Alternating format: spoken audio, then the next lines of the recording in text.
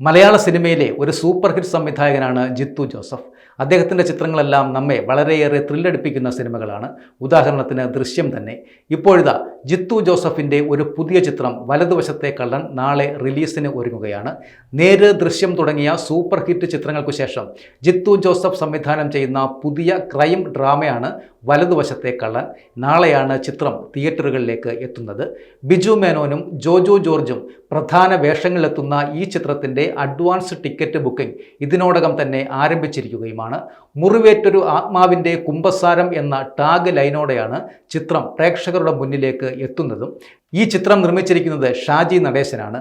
ചിത്രത്തിൻ്റെ തിരക്കഥ ഒരുക്കിയിരിക്കുന്നത് ഡിനു തോമസ് ഈലാനാണ്. കൊച്ചി, വണ്ടിപ്പെരിയാർ, പീരുമേട് എന്നിവിടങ്ങളിലായാണ് കഥയുടെ പശ്ചാത്തലമായി തെരഞ്ഞെടുത്തിരിക്കുന്നത്.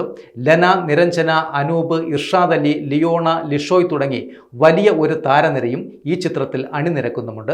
വിഷ്ണു ശ്യാം ഒരുക്കിയ സംഗീതവും ഇതിനോടകം സോഷ്യൽ മീഡിയയിൽ തരംഗമായ ട്രെയിലറും സിനിമയെക്കുറിച്ചുള്ള പ്രതീക്ഷകൾ വാനോളം ഉയർത്തിയിരിക്കുകയുമാണ്.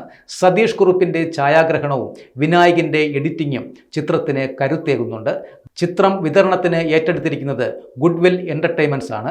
മെമ്മറീസ്, കൂമൻ തുടങ്ങിയ ഇൻവെസ്റ്റിഗേഷൻ ത്രില്ലറുകൾ സമ്മാനിച്ച ജിത്തു ജോസഫിൽ നിന്നും മറ്റൊരു മികച്ച ക്രൈം ഡ്രാമ കൂടി പ്രേക്ഷകർ പ്രതീക്ഷിക്കുകയാണ്. ലിൻഡ ജിത്തു കോസ്റ്റ്യൂം ഡിസൈൻ ചെയ്യുന്ന ഈ ചിത്രത്തിൻ്റെ എക്സിക്യൂട്ടീവ് പ്രൊഡ്യൂസർമാർ കത്തീന ജിത്തുവും മിഥുൻ എബ്രഹാവുമാണ്. കുടുംബ പ്രേക്ഷകരെയും ത്രില്ലർ ആരാധകരെയും ഒരുപോലെ തൃപ്തിപ്പെടുത്തുന്ന രീതിയിലാണ് സിനിമ ഒരുക്കിയിരിക്കുന്നത്.